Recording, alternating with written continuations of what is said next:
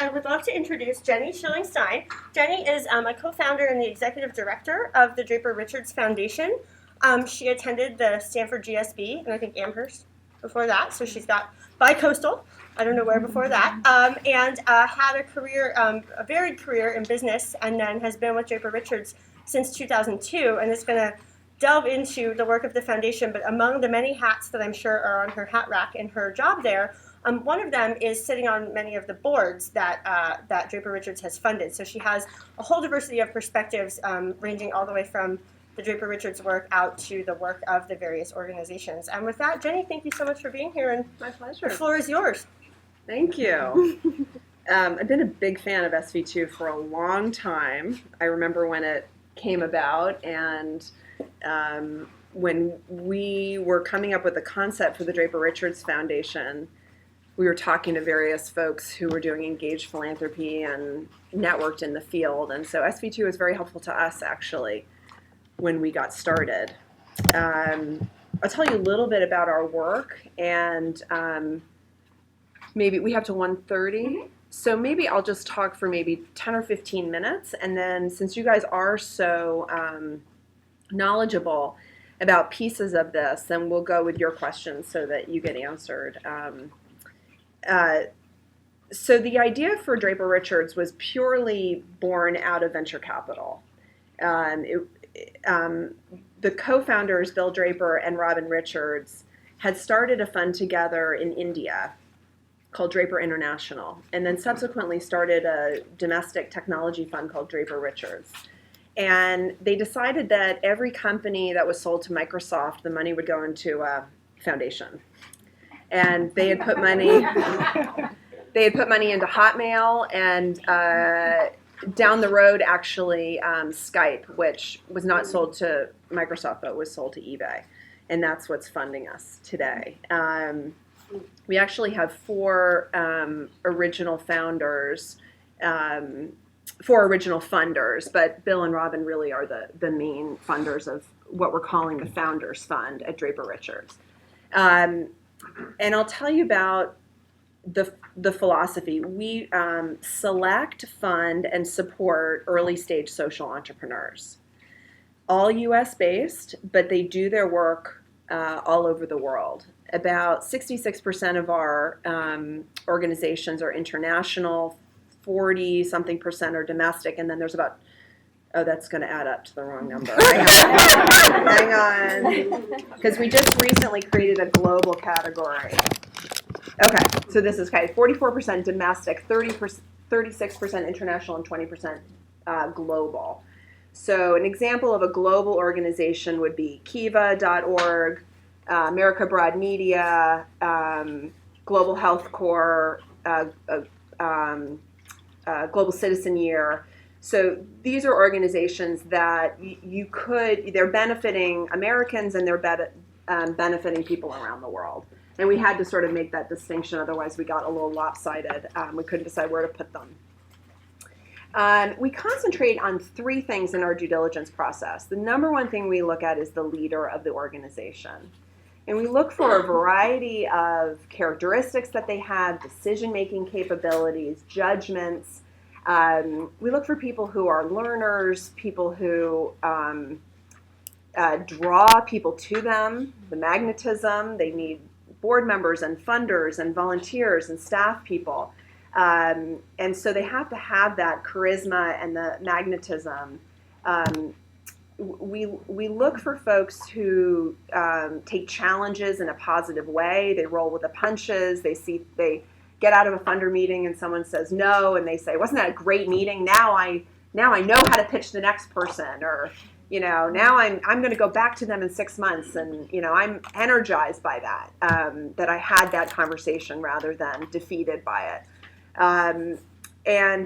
But we look for people who are also really ruthless with their need to achieve results and to scale. So if any of you are familiar with the organization called Room to Read, John Wood, the founder, has been known to fire volunteers for non-performance, and or to sit in with a funder at the third or fourth lunch and say, "If you're not going to fund us, you're wasting my time."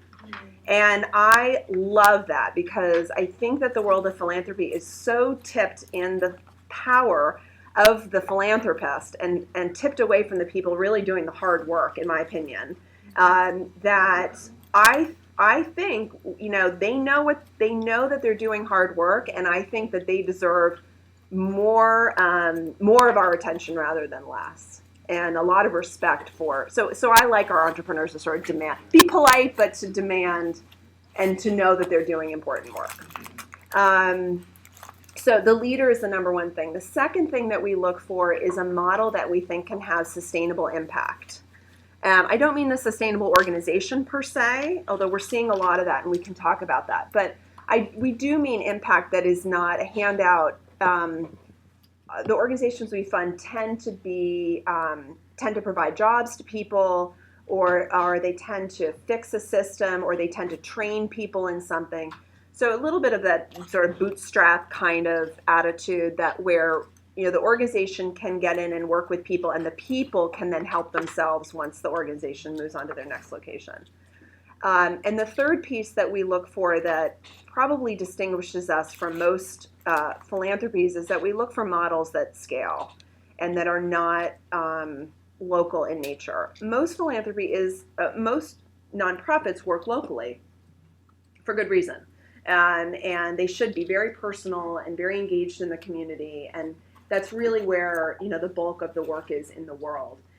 But we were born from venture capitalists, and we can't stand to not grow and make things grow. And so we've decided to pick a niche where we're looking for organizations that grow. And we did some really interesting research this summer on our organizations that I'll share with you as I go along, but our most successful organizations scale more quickly and on a leaner budget and in fewer years than our less successful ones.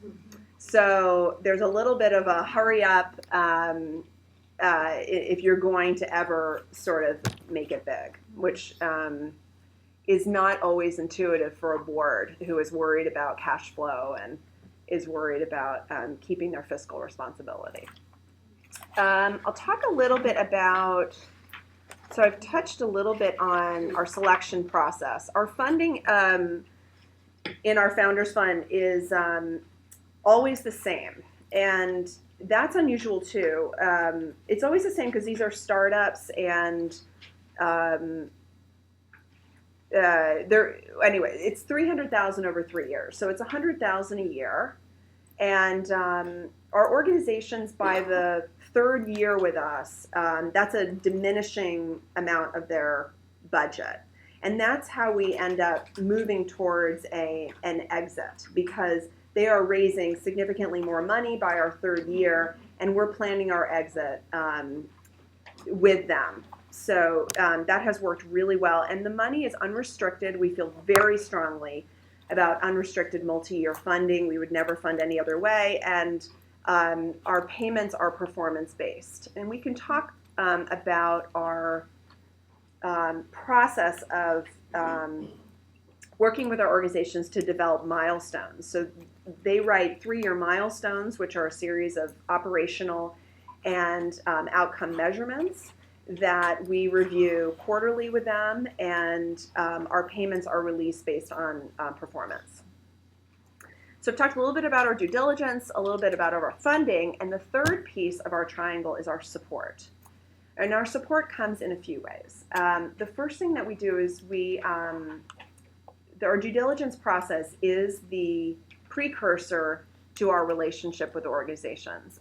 And all of you have experienced this if you've been on a grant review committee for SV2. So through that process, you become very knowledgeable about the organization.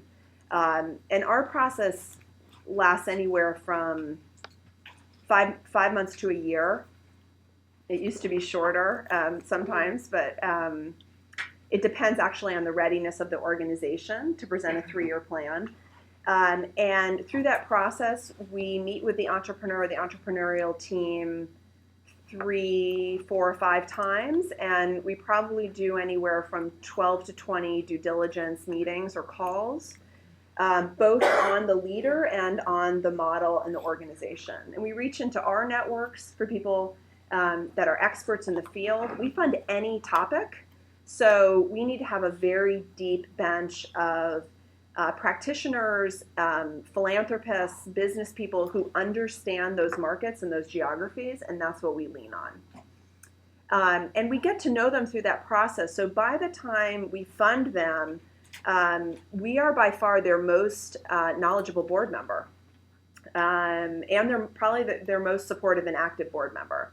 So we take a board seat for 3 years during the life of the grant. We work with them in between board meetings quite a bit on topics such as board development, fundraising, systems and measurement, hiring, strategy.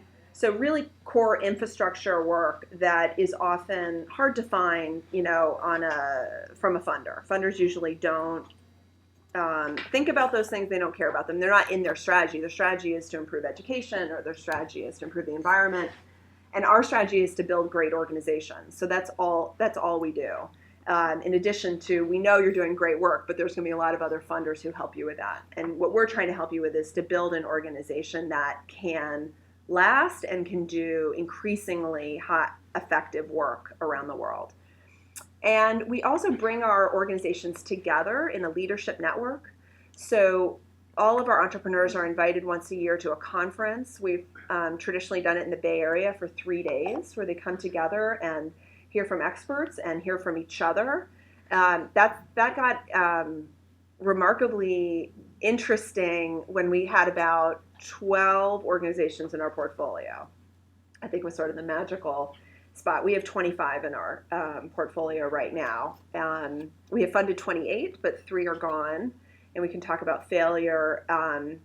But it is a remarkable network of people. We meet throughout the year on the phone, on conference calls around a particular topic that we've heard is important to them, and they mentor each other, not in a formal way. We've kept it very informal, but for instance, John Wood from Room to Read sits on the board of One Acre Fund, and One Acre Fund, Andrew Yoon, is an advisor to Tevis Howard at Kamaza.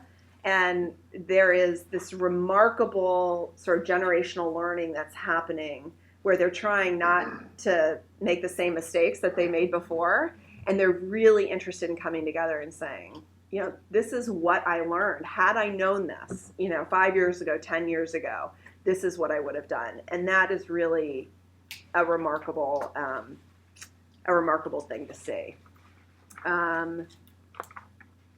All right, I want to make sure I tell you a little bit about our portfolio. Like I said, we've funded 28 organizations. 25 are still around. We've ended up funding a variety of topics. We're topic agnostic, and that allows us to do a lot of innovative models that they don't really fit neatly into one bucket or another. Are they economic development? Are they health? Well, they're both. And we find those to be really exciting. If you think about living goods, they're going door to door selling medical products. Well, where does that fit, and how do we classify that? We don't care. But the topics we ended up in health, education, human rights, economic development, and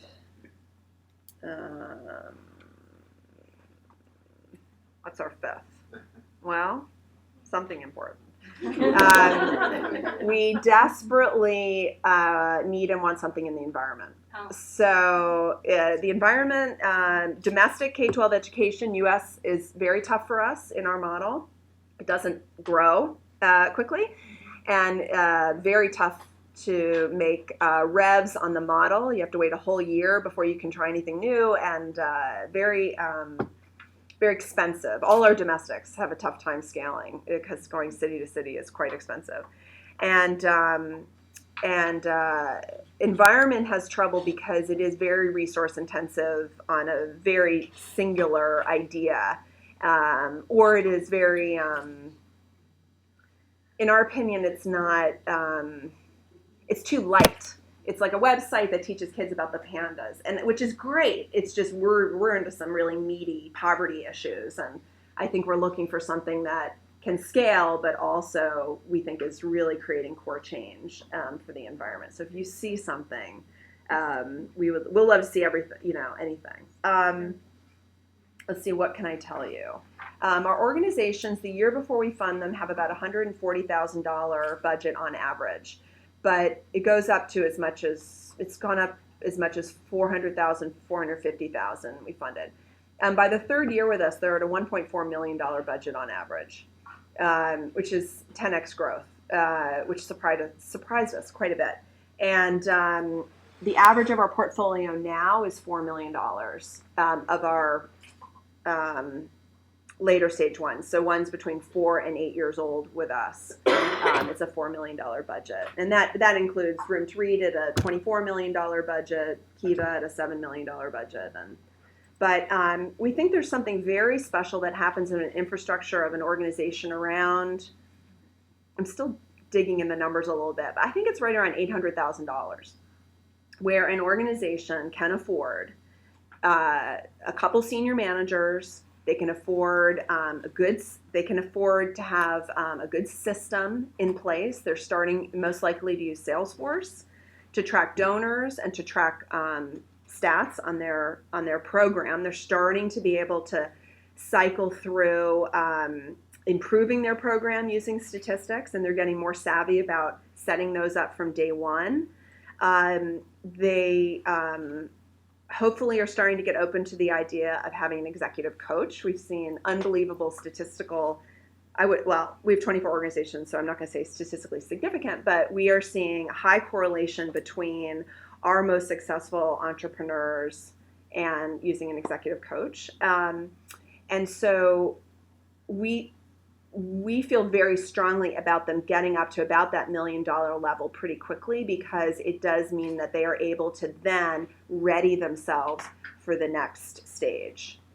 So we're very happy about those results. And then in terms of impact, which is our most important thing that we look at, there is not an easy way to bring all of them together and say, this has been the impact of these organizations. And I'm sure SV2 struggles with this. How do you compare an education organization to an environmental organization? Each of our organizations develops metrics on their own that is based on their own industry. So we're looking at them in relation to their peers.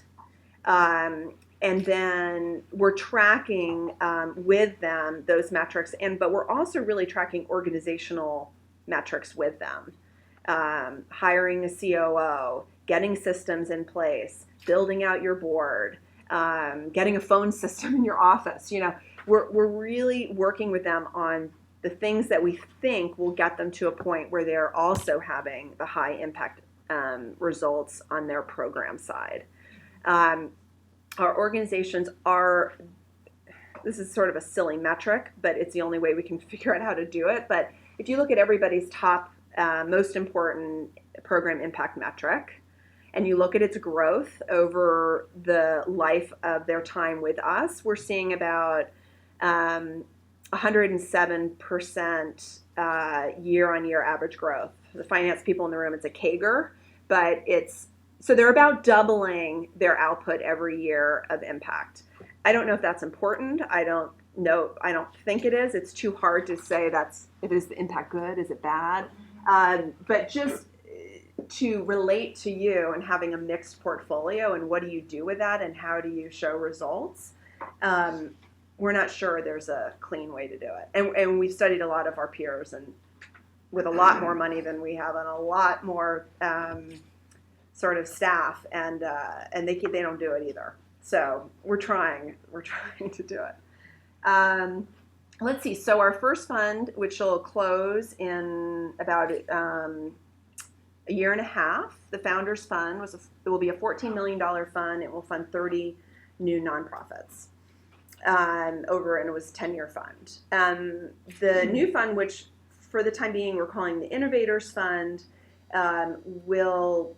it's in flux, but we thought it was going to be a $15 million fund. Now there's some talk about a $25 million fund, but let's say for today, $15 million fund that will be deployed over 5 years and will fund 30 new nonprofits. So that's really exciting. We have been sort of a closed group of donors to date, just 4 donors, and then we have a professional staff. And the Innovators Fund will be opened up, but still pretty tight because we want to be able to have the donors really know the entrepreneurs and get to know us. And so it'll be around 15 donors, we think, for a $15 million fund. I'm happy to talk about our annual conference, or interaction, or board service. I sit on about 7 boards right now, and we have found over the last 8 years, in the beginning I sat on some boards and I didn't sit on some boards. There's quite a bit of controversy in the industry about whether or not it's a good idea to take a board seat. My grantees tell me it's a good idea, and I think this is why it works. We're working with startups who really need high engagement and supportive board members.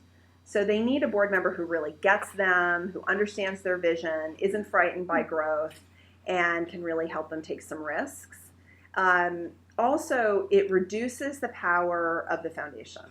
So it's always the opposite of what people say. Well, then you got too much say. But I'm not sure people say that about a donor who sits on the opera board. You don't say, well, you have too much say, right? I think we forget that donors sit on boards. But, when I didn't sit on boards, what happened was the board would come to a conclusion, and an entrepreneur would call me and say, we decided to do this. And I'd say, why? Why? What? And then all of a sudden, I'm the big bad funder out there who's like questioning something that they worked really hard to come to the conclusion. Whereas if I'm in the board meeting and there are 8 people on the board and we all talk about it together, then I can hear their context, they hear mine, and we come to a decision together. And so I'm one of 8 voices. So I actually think having a donor on your board with you brings them closer to you. They understand what the entrepreneur is going through, and you understand when things go wrong. So when they miss their numbers, I know exactly why. Like, I saw it, I was there, I tried to fix it with them, and so I'm a much more empathetic donor. And you need that, I think you really need that inside look if you're working with early stage organizations, because there are not clear metrics and indicators of success. I mean, okay, so they hired a COO. Is it a good COO? Are they working well together? Do they need some coaching? Do they need some different office dynamics? What's happening there? And that high engagement makes you a much more effective donor than if you just saw them once a year or twice a year. And it's really hard to be both helpful and to be empathetic when, So we always take a board seat now, and we take what we learn from some boards and we bring it to the others, and that's really what's been very helpful, where you're an entrepreneur, you're all by yourself, and you're saying, how do I know if I'm being successful? Is my board functioning right? I don't know. Are my metrics looking pretty good? Am I on track with staffing? How's my funding pipeline? And then we can sit there and we be like, well, you know what? Your funding pipeline is 7 months long. You better have a 2.5 year funding pipeline, because you're going to run out. Really just giving them some perspective of folks that we've seen in the past, and say to them, you're either doing great or, let's concentrate on this piece for a little while.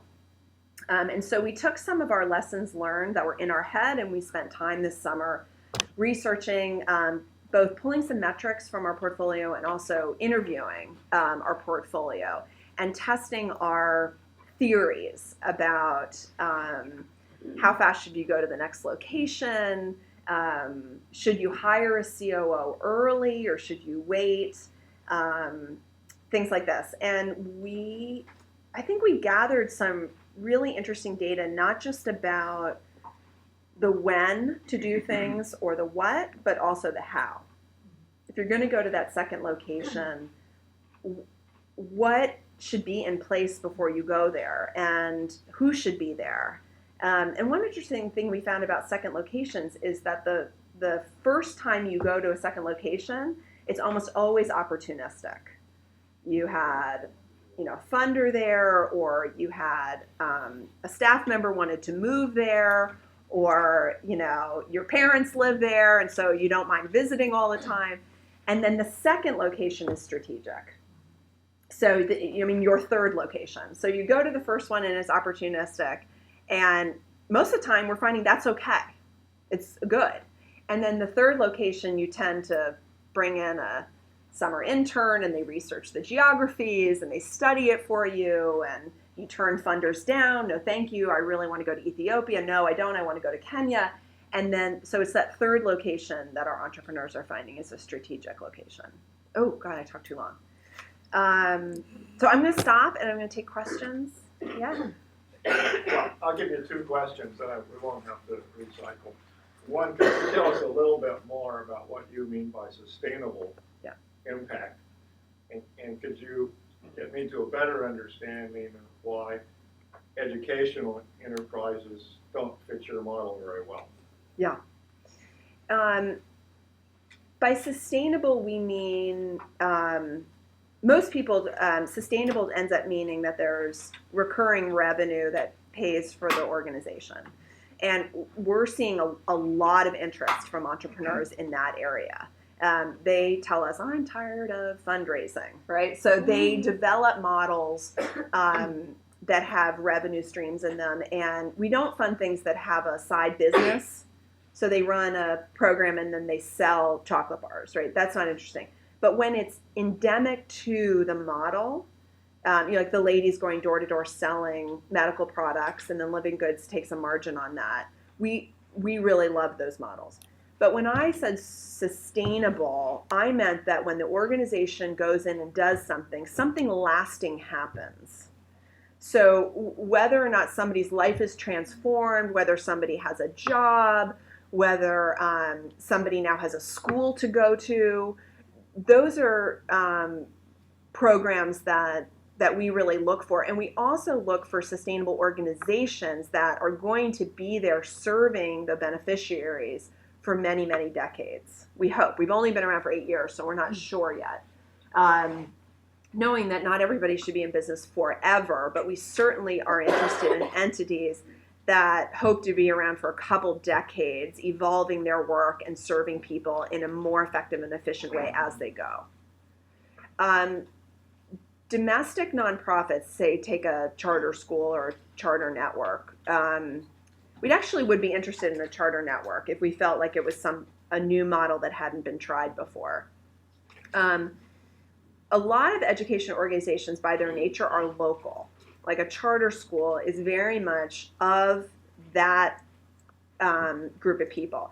And so our skills really are in sort of building a national organization and thinking about a national board and growth. And so we would just be in the way in a charter school. Like, I come out of education. I love it, but for the discipline of our model, we've had to be sort of diligent about what we fund in that area and what we don't.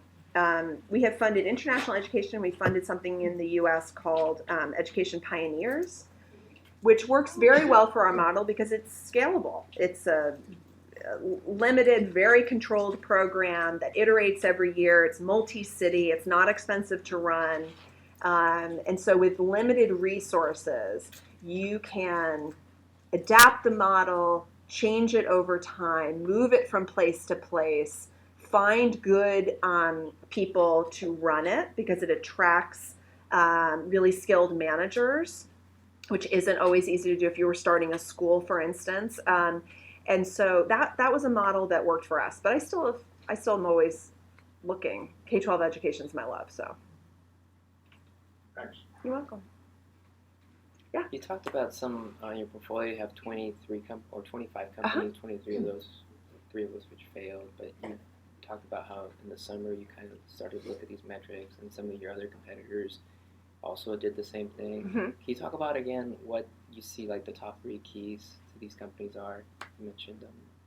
You mean top 3 so like if success variables? Right, right. If you looked at the variables, you mentioned that you guys tried to come up with some statistically significant variables. Oh, what are we finding are the best practices? Right, the best practices. Okay, so there's one that's a little hard there's one that's almost impossible to measure, but it's the leadership. So it's all about the person. And in our experience in a startup, the founder has to be the CEO. If the founder's not the CEO, it falters. If the founder's the chairman of the board, it will be a local organization. It'll be a great local organization, but it will never be Teach for America. I mean, Wendy Koff had to lead the board, run that thing, and she had to drive it through, and everybody thought she was crazy, right? And she had a board who said, yeah, you're crazy, but we're going to run with you. And so the leader is really important. Here's some stats that are a little bit disheartening to us because we want to work with younger and younger entrepreneurs. But we force ranked our portfolio based on impact and growth. And we have 3 buckets. We call them our rocket ships, our very goods, and our sideways. And then we had failures. But our failures died. We got out of there quickly. So sideways, basically, they're doing good work, but they are not really growing very fast. They're doing, I would be proud to put money in them, but they're sort of doing this. Our very goods there's some promise there. And our rocket ships are, doing this. Overall, our entrepreneurs have about 4 years of management experience, not just work experience, but managing people. Of our very goods and sideways, they have about 0.8 years of management experience. And our rocket ships have 8 years of management experience. So what do you do with that, right? So, okay, so that's intuitive, right? They've managed people before. So I think what it shows you is you have to have the passion and the charisma, but you have to be a manager. So what do you do with that when there is a wave of social entrepreneurs coming out of college right now that is like nothing I've ever seen? And I haven't only been in this industry for 8 years, but they are not just passionate, they are smart, and they are, we just funded a team, if anyone's heard of Global Health Corps. They're not right out of college, because Johnny Dorsey's maybe 24, and Barbara Bush is maybe 27, but they're young. Their model is refined, it is thoughtful. They have solved problems that my portfolio took them 5 years to figure out, and they already solved it before they started. And so, but I know statistically they're going to be in trouble. So what do I do with them?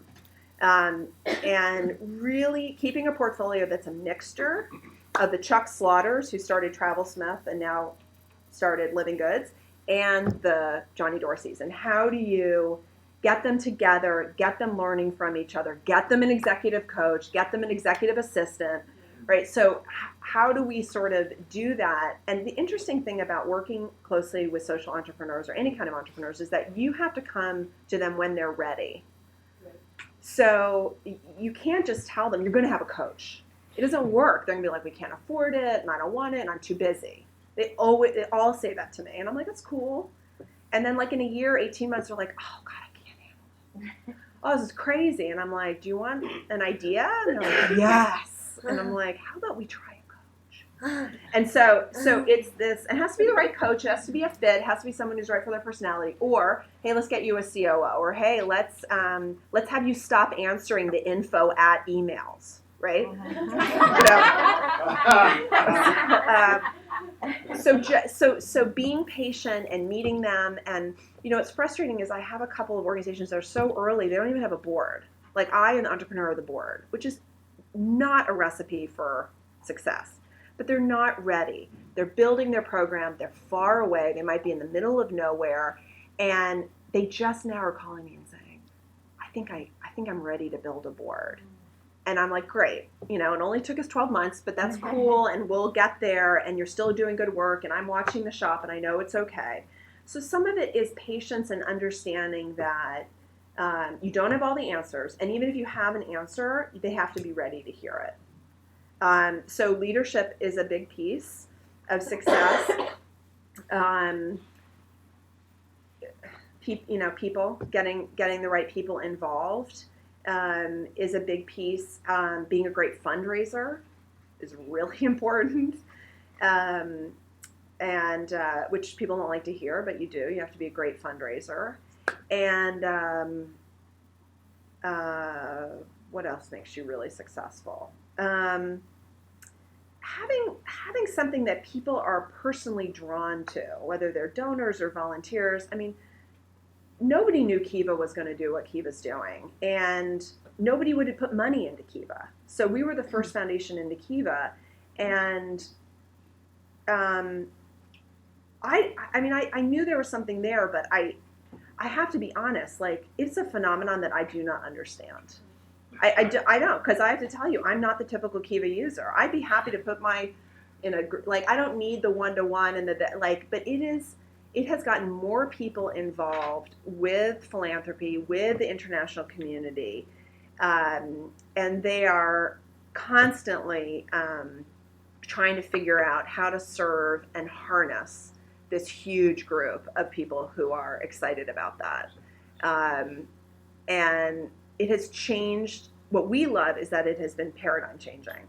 So we constantly get proposals from people who say, I'm building a Kiva-like model, right? It's like a new, and I think that's really, or I'm building a room, like Room to Read has changed the way people do basic international development. They've made it more business-like. They've made it more efficient. They've made it more community-oriented. It's not a new idea. Room to Read is not an innovative, putting a school in a village is like the oldest idea ever. But the way they insist on community involvement, they insist on no graft, they run a very tight ship, they measure what they can measure, and every year they try to get more sophisticated on their measurement, recognizing that counting the schools is not sufficient, but sometimes it's the only thing you can do, and then you keep working at that. I think that is changing the way. I remember when I was on the Room to Read board and calling all the big universities and saying, I need to talk to your expert on international developing world education, because we were 2 or 3 years old and we need to know whether or not these kids are really improving their education, their literacy, and making their way. And they said, we don't have anyone. Or I call Save the Children and CARE, and they'd say, that's great. When you figure that out, could you call us? And I was destroyed, because this is a teeny little startup in San Francisco. And there are all these organizations that have been doing this for decades. And I was shocked that we were the only ones thinking about it. And I think that Room to Read gets a lot of flack because for many years they counted results as number of schools and libraries and things like that. But it's not because we didn't try. Like, we really, really tried. And they have had a measurement and evaluation head for years now. And they're getting better and better. So I think we're looking for models also that are going to sort of rub some people the wrong way and change things and get people to think about things a little bit differently. Yeah. You talked about bringing the organizations together. Yeah. Can you talk a little bit more about that? Mm-hmm. And I guess it's definitely beneficial for them and they want it. So do they develop the agenda for that, or how does that work? So we convene once a year for about 3 days. And it's all current grantees, and then alums are also invited. We pay for their travel to come to us and to stay with us. How many people from the grantee? So we bring just the CEO or the team if it's a pair. But maybe 3 years ago, we invited also their COOs. And I can tell you there were a lot of pros of that and a couple of cons. And each year we change the format a little bit, and we change the content, definitely change the content. And there are some topics that are actually really hard to create programming around, like fundraising. And we've had mixed results. Yeah, it's a secret. We actually, our most successful fundraising presentation and workshop was with Kay Sprinkle Grace this year. If you ever, she is phenomenal. And our young and wild and crazy entrepreneurs connected with her really well. And she's sort of a traditional stored the donor kind of fundraiser. And they just, I mean, they all went home and started, writing personal notes to every donor, and it's amazing. So she was good if you ever need a fundraising person. we do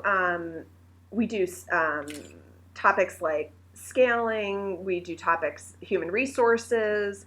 We had sort of the Salesforce Foundation come in. We've had an executive coach come in. Everybody's done a 360, and then we do sort of management evaluation of them. And we leave quite a bit of it for CEOs of our organizations to teach each other.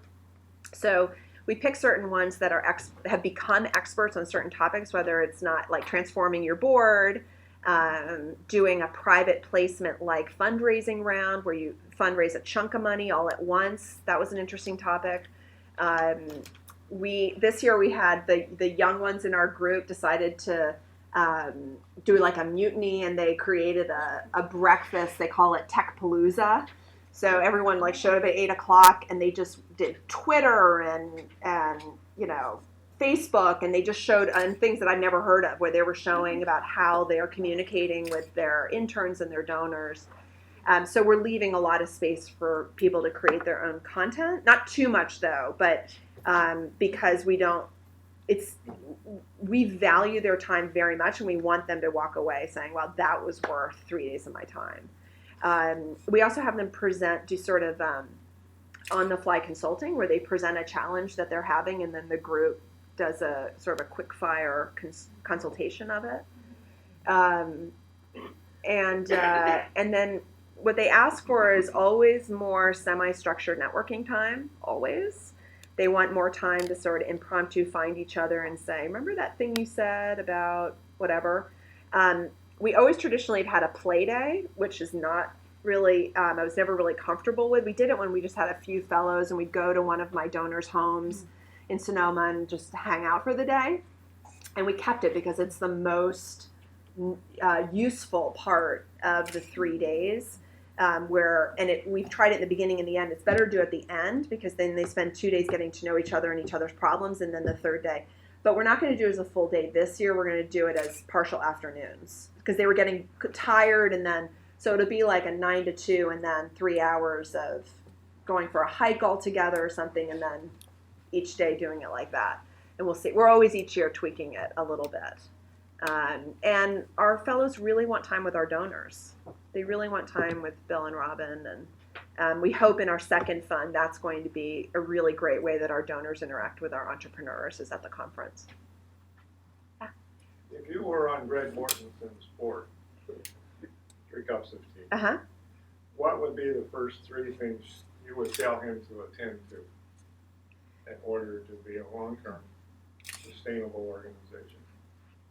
I haven't studied his organization since I read the book years ago, so I'm not sure that I would comment. But you mean like an entrepreneur in general? Yeah, I'm just trying to draw you out to sort of enjoy some thinking of yours, and sort of like a case study kind of.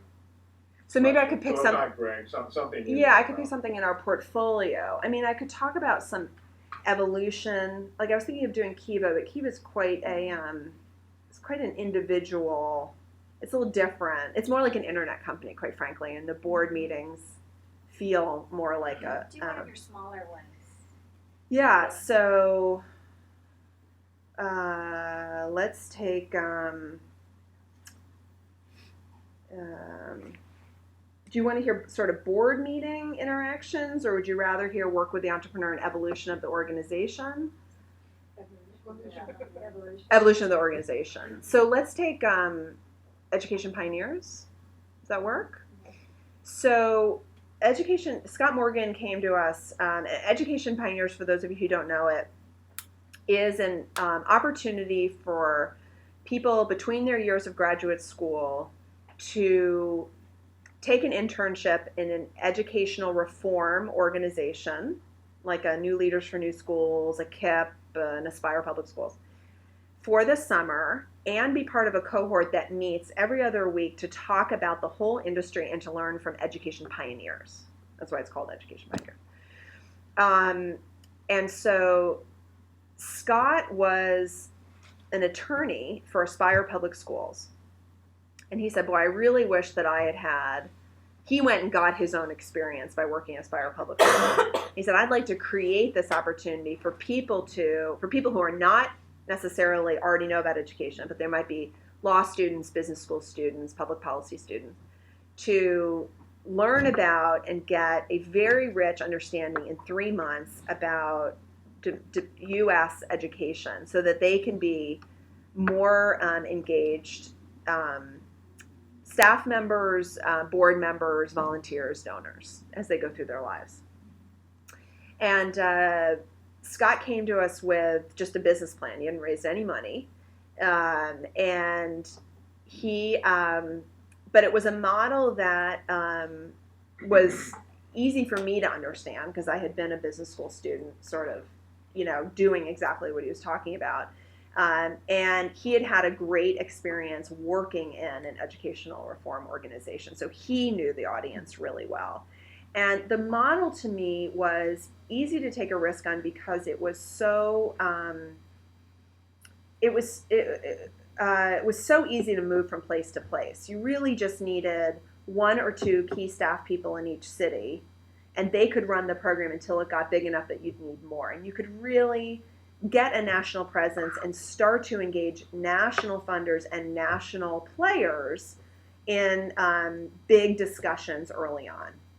And we're finding that our organizations really, if they want have any kind of national voice and then eventually policy voice, you have to have a program that is seen as a national player. And there's too few of them in education. And so he started this, and what ended up being sort of his stumbling points were that he would hire a good person in another city, even a great person, but that person couldn't do everything. Like he could do everything. So you can hire so he was in San Francisco and he was fundraising, running the program, leading the program, picking the fellows, picking the partners.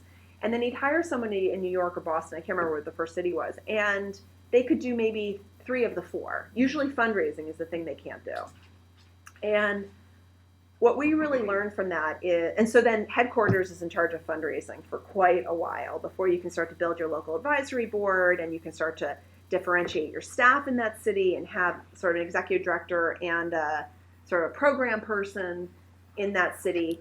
But that, we really learned that there is nobody like the entrepreneur to do everything, which is why we insist that the entrepreneur is the CEO, because inevitably, for some reason, unless it's your own and it's your passion, you're not able to pull off that ridiculous feat of doing everything. And so we had to be patient a little bit. And at one point, Scott moved to the 3rd city, I believe it was, and hired somebody in San Francisco to run San Francisco. So it was an interesting, so he opened Boston, and then he handed that off. And then his Boston person wanted to move to DC, so then she moved to DC. And another interesting organizational development that he experienced was he was always conscious of hiring from within and showing a career path for people. So and this happened with Taproot Foundation too, which we funded. You eventually, as you get larger, more sophisticated, you have people at headquarters that produce program and gather results for the whole network. And so he hired people from within the organizations to take those roles. So Brandon, who ran the Bay Area, now runs new markets. So he's the one, I think, opening new markets. Somebody else rose up, I think Shannon rose up to run the alumni network. And so there was this path for them to be a regional player and then to come up, and he's allowed them to stay in their cities. And now Frances McLaughlin's his COO, who's unbelievable. She was at Broad Foundation and was on his board, and he recruited her from the board to be his COO. I don't know how he did it. And so she runs it COO out of Boston. So he was always very good at delegating. He was always very good at quietly hiring the best people and nurturing them from within to bring a pretty widespread network of people to function really well together. And Scott's fundraising strategy always made me very nervous. His pipeline would be 1, so he'd know, it was our money, and then all of a sudden it was like nothing and nothing, and I was like, oh my God, Scott, and then he'd raise $1 million. And I was like, what? And then there'd be nothing. He raised $6 million. So he does not make me very comfortable as a board member in terms of his pipeline, but it always works for him. And so there's also this piece of saying, okay, I can warn you that I think that, putting all your eggs in one basket is probably not a good idea. You're going to have to start individual fundraising. But there's also this piece of, at some point, trusting them and saying, this is your baby. You make the decisions. I've told you what I think. I've shown you what other people do. And you're either going to pull it off or you're not. And he pulls it off every time. He does. It's just unbelievable. So they're doing really well. I think they have like a $6 million budget now. 5, 6, I don't know. I just am baffled. I thought it was going to be sort of like a nice little thing. Yeah. So it sounds like you did a startup or with small budgets of 140 to 400. Yeah. Have you considered or looked into doing, let's say an organization has been around locally for 10 years? Yep. And then wants to scale? Yep. Or that it's already scaled successfully, but wants to go from 20 programs to 50? So the latter is sort of like a new profit land, if you know them in Boston. So they're interested in taking you from maybe $1 million in revenue to 10 million. So we've definitely decided to stay early. In terms of taking somebody who's been around for 10 years and then says, ooh, I want to scale,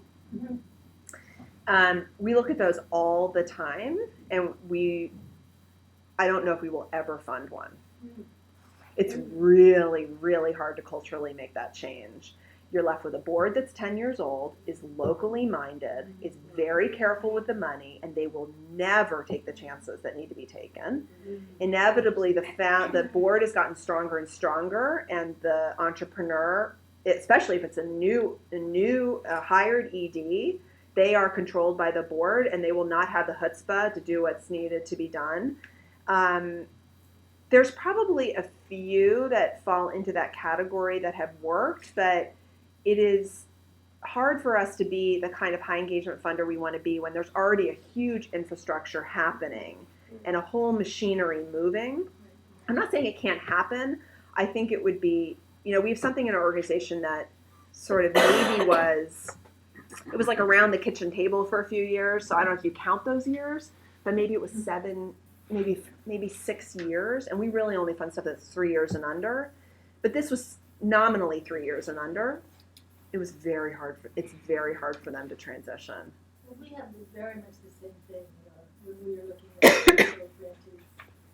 Because Yeah. we want to get into the kitchen cabinet with them. And, That's right. They've already got all this apparatus in place.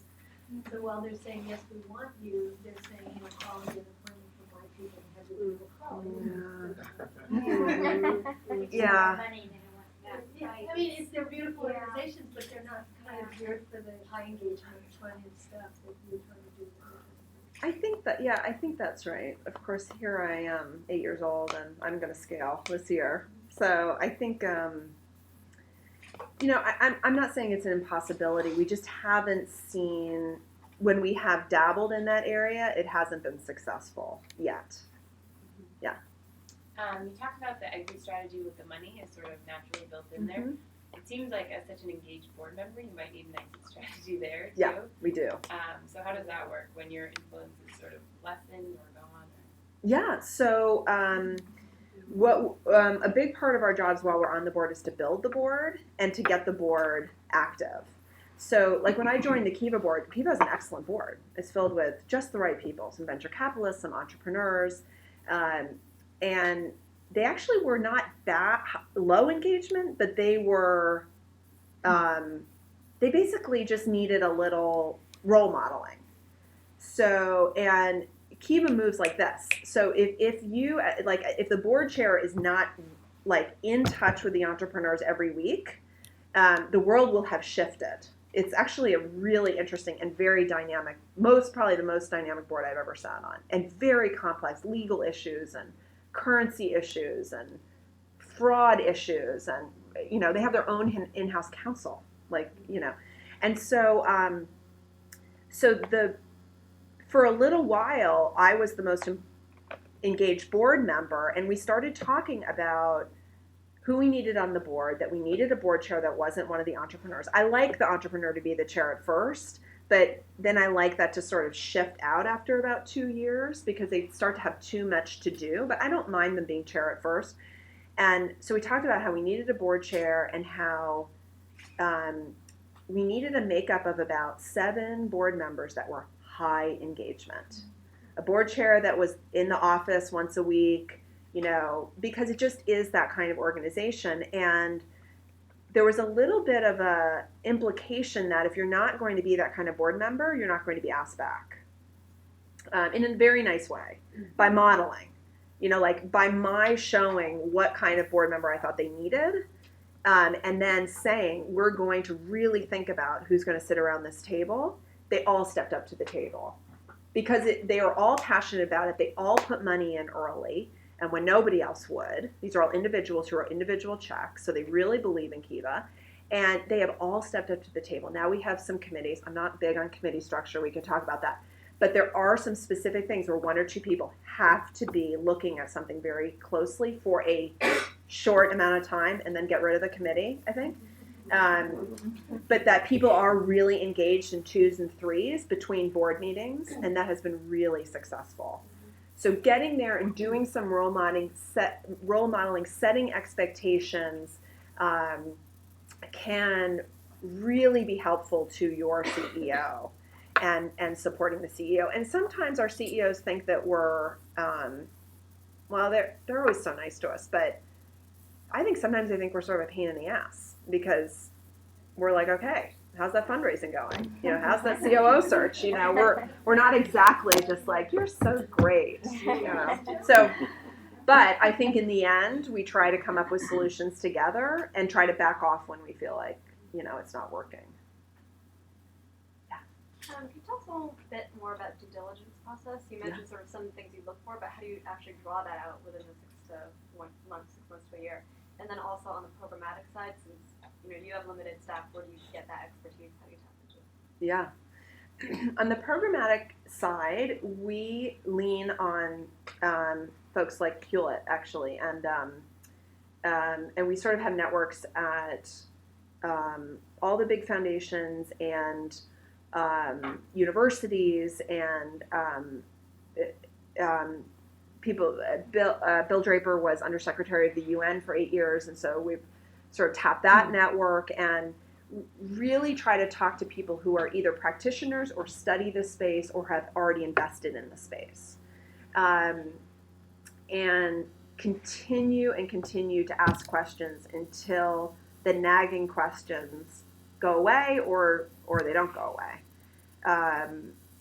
And in terms of really getting to the heart of, are you saying like how do you interview the entrepreneur so that you get to the core of the issue? Or is it just sort of 6 months of interviewing? Do you kind of what the process is? Yeah. So we start the process with we're an open foundation. Anybody could apply to us. We feel like that's important. And it's a 3-page proposal with a series of questions that we found over time tell us a lot about how you think as an entrepreneur. And we also asked for a resume. The resume was an addition that we added later, which helps us sometimes do a quick check if the person has any relevant data. Like sometimes you'll see an idea and you're like, that's interesting. And then you'll see the person is a dog walker in Wichita and they're trying to do gene therapy, right? And like, you're like, oh, no. They're just like good at writing a proposal. Or the opposite. They write sort of a convoluted proposal and then they're like, oh my God, look what they've done, right? And then you're like, I'll do a call with them. So then we do a call with about 30%. We see about 400 proposals a year. We do initial calls with 30% of those, and then we continue down the road. Sometimes we'll say, do you have a 3-year budget? And that tells us a lot about resource allocation, how they think about growth, how they think about, and then sometimes they send it to us and it's like, well, it's $150,000 this year, next year, and that year, and they're going to hire only one other person. And so then we understand that they're not, a fit for us. Or if they have a business plan, we'll ask for that. Over the due diligence period, we do ask them to write, and we call it all different things: strategic plan, operations plan. We're not looking for a big we actually don't love these like ones that come out of the business plan competitions because we'll read them, but they're very pretty, but they're over processed and they're unrealistic. Like, don't look at anybody's SROI on a startup. It's like, right? I mean, how do you know?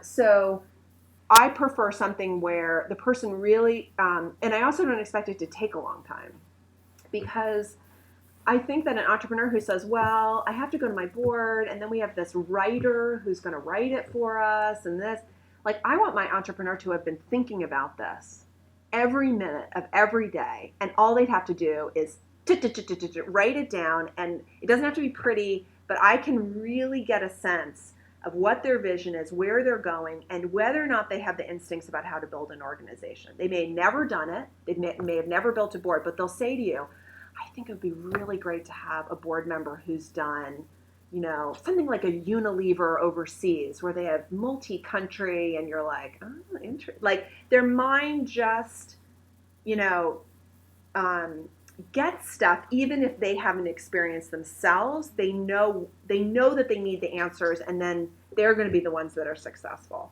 And so doing that process is really great for us because they either have or are revising a plan, or they're writing one, and then they send it to us and we ask them questions about the plan. And sometimes they'll go back and do whole new thinking on it. And we watch them do that. We watch how they gather data.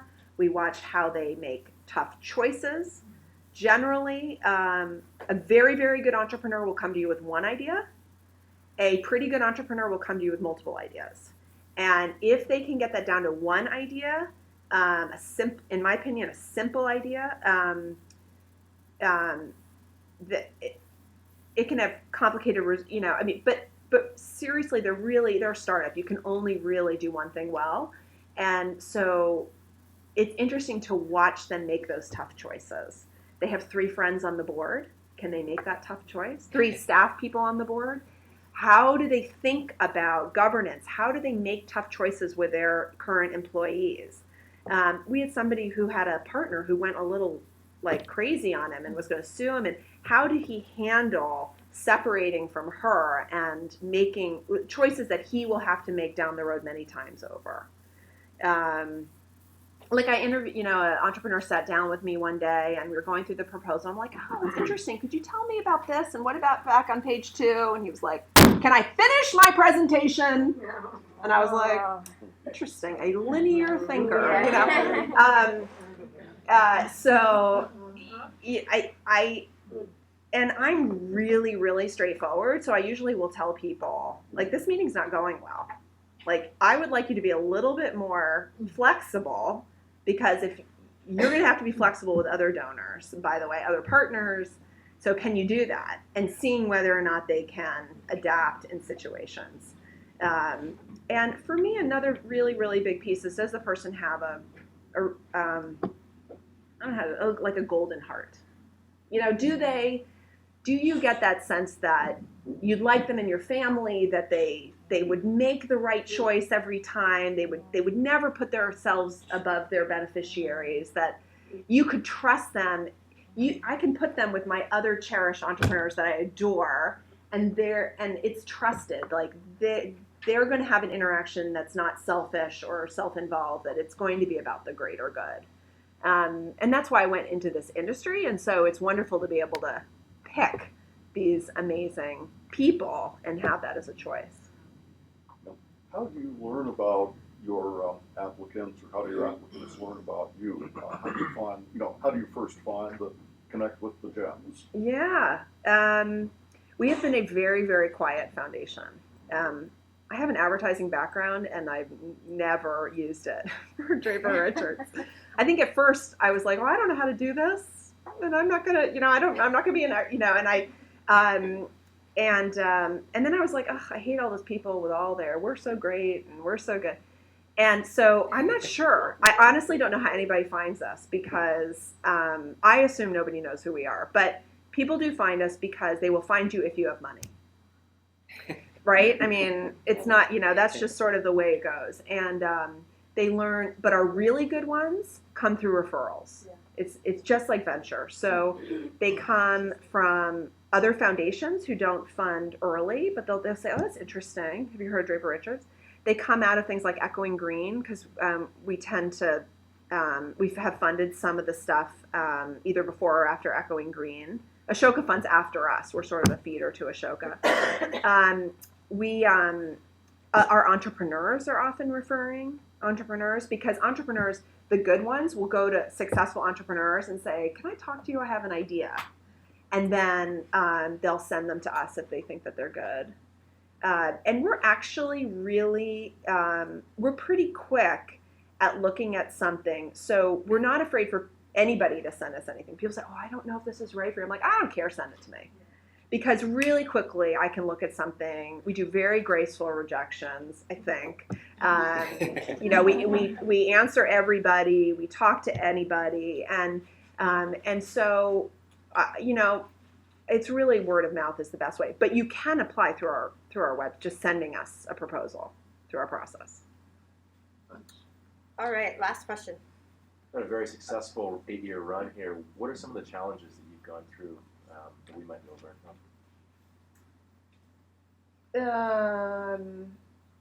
You know, I struggle every day with whether or not we're making the right decisions.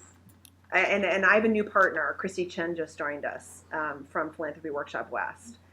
And I was telling her the other day, which shocked her, I said, there's not been one grant in our portfolio that I was 100% about. Because it's gray, right? I mean, it's risk. We call it smart risk taking, but it's risk taking. And so sometimes you just have to be comfortable with the fact that you're making the best decision you can with the information you have, and then you have to put a lot of work into it and try to make connections. So I think that's been hard that's hard to not have. I don't know if there's anything in my work where I have I definitely know I'm doing the right thing at any one moment. When I'm talking to an executive director and advising them, or adding somebody to a board, or picking a new grant, I never totally know whether or not I made the right decision. And that's you have to be comfortable with that, or you shouldn't do early stage. Or maybe not even philanthropy, right? You should be like an accountant or something.